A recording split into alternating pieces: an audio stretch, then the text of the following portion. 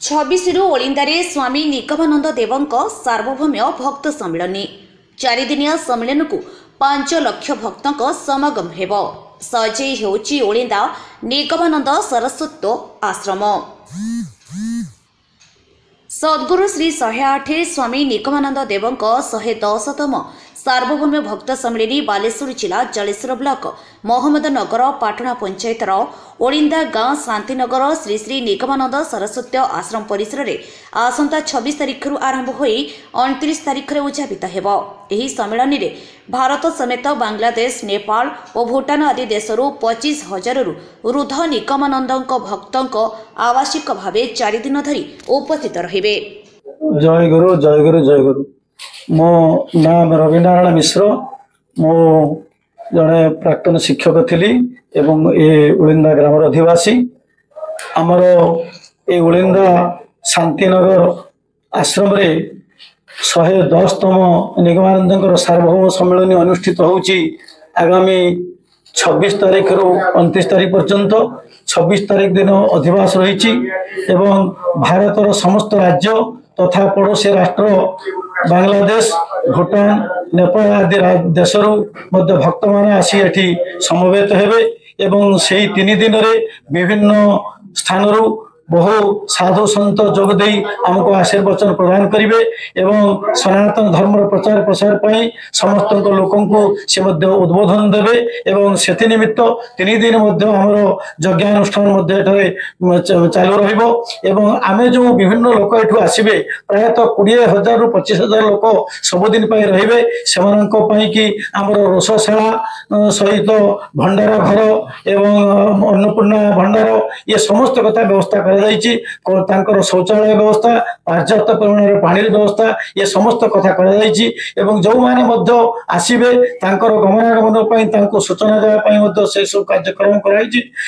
800 रु ऊर्ध्व भलंटियर रखा 500 2000 प्रायतः रे 800 पुरुष लोक एवं 500 स्त्री लोक अन्य स्थान भलंटियर प्रायतः 2000 भलंटियर रखा विभिन्न राज्य जो मैंने सब आसु ये समस्त लोकंर आर्थिक साहाय्य सहयोग एक अनुष्ठान को आम आगे नापी कि व्रती रहीचु समस्त काय मन वाक्य सुचारू रूपे परिपालन करने समस्त ये संकल्पबद्ध होती। तेणु प्रशासनिक लोक मैंने सहयोग कर स्थानीय विधायक एवं पंचायत समिति चेयरमैन एम सहयोग कर स्थानीय सरपंच समस्त सहयोग ये कार्यक्रम आगौची ये अंचल जनसाधारण समस्त नहीं आम या करुचु।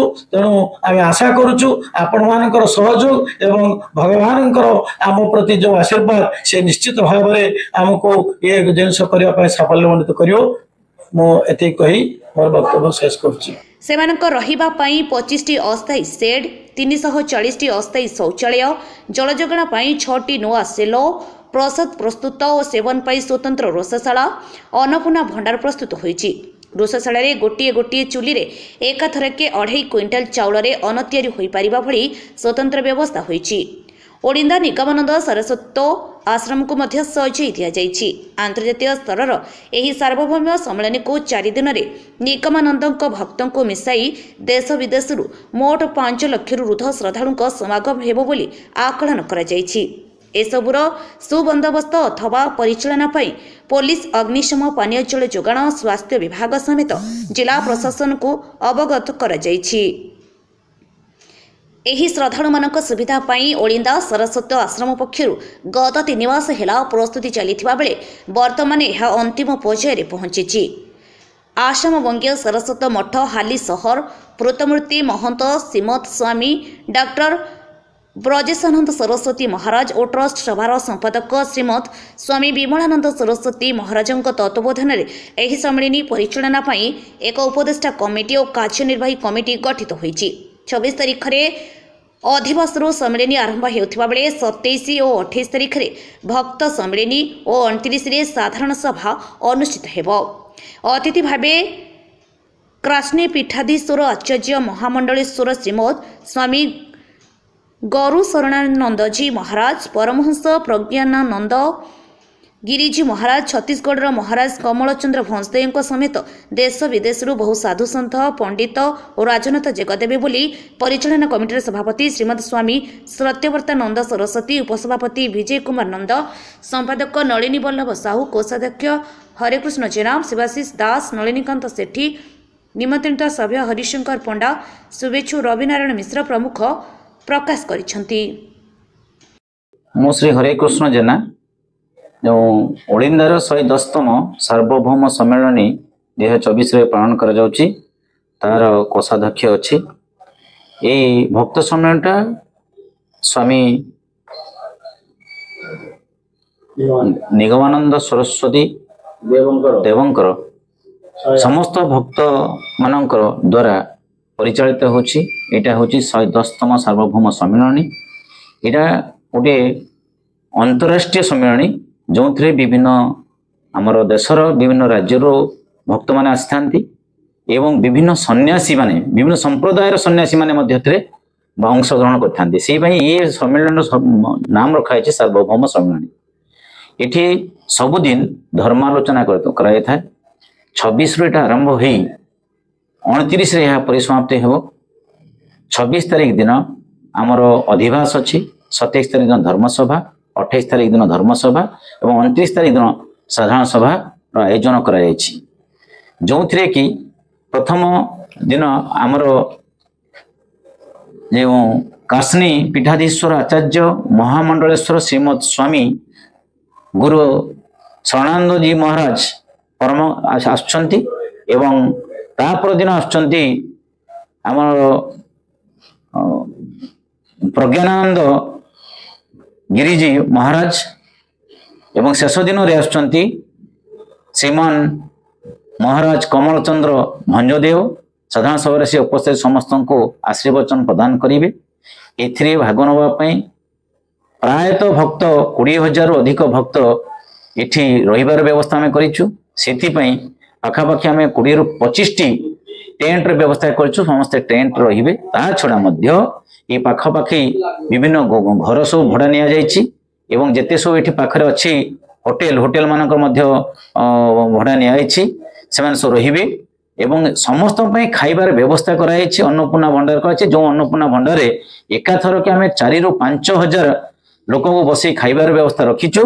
तत्संगे संगे एठी रहिबापई लोक मानकर शौचालय जावाई 300 350 ऊर्ध्व शौचालय प्रस्तुत कराई। पर्याप्त परिमाण रे पानीय जलर सुव्यवस्था कराई। शौच जावाई शौचालय पानीय जलर माने जलर व्यवस्था कराई। लोक मानकर कौन असुविधा हेब नहीं। लोक माने सुविधा रे मोहम्मदनगर पाटना रे आसी पहुंची पारिबे।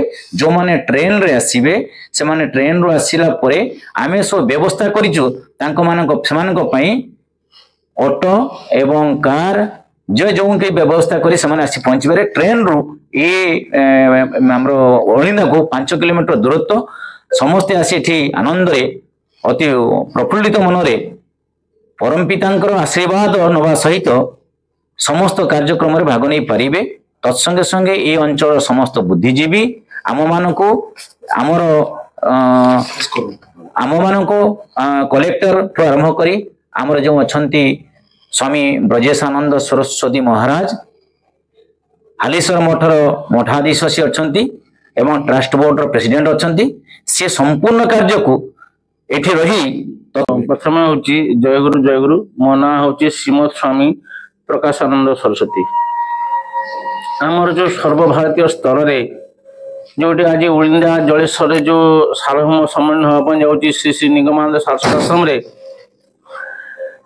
एटा बहुत सौभाग्यर आम ये अंचल कथा। बहुत दिन तपस्या फल आज ये ओलिंदा निगमानंद आश्रम रे सर्वभारतीय स्तर नु एटा इंटरनेशनल भक्त सम्मेलन सार्वभौम स्तर होठू बोधे विभिन्न देशर तथा बांग्लादेश आमर नेपाल एवं भूटान तथा आम सारा भारत वर्षर भक्त मान आसवे एवं कंटिन्यू 25 तारीख पाखर से 29 तारीख एवं 30 तारीख दिवा 2टा पर्यंत मैंने उपस्थित रही निवास कराई एवं तथा ओडिशा राज्य बहुत लोग ये रही इमिति कम से कम 25,000 लोक कन्स्टांट रेट रहिबे सहित 3 टाइम खाइबा पीबा एवं सब धर्म सम्मिलन बाबद धर्म बाबद आमर काशिनी पीठाधीश्वर श्रीमद स्वामी गुरु शरणानंद जी महाराज जने प्रख्यात विश्व संत जने तांकर नाम रही सी आसबे एवं आमर प्रज्ञानानंद महाराज सी आसबे एवं आमर राजा आसबे छत्तीसगढ़ राजा मध्य आसबे एवं विभिन्न एमती अतिथिवृंद महानु व्यक्ति माने सब तांको निमंत्रण कराई से आसबे आठी भाव कार्य आमर आरंभ होगा जाऊँगी आसंता 25 तारीख पाखर तेणु मु आशा करुच्ची आपण मैंने यार सहभागिनी हेबे। जय गुरु जय गुरु जय गुरु। जलेश्वरु मनोज कुमार भूयांक रिपोर्ट अपराह्न लाइव।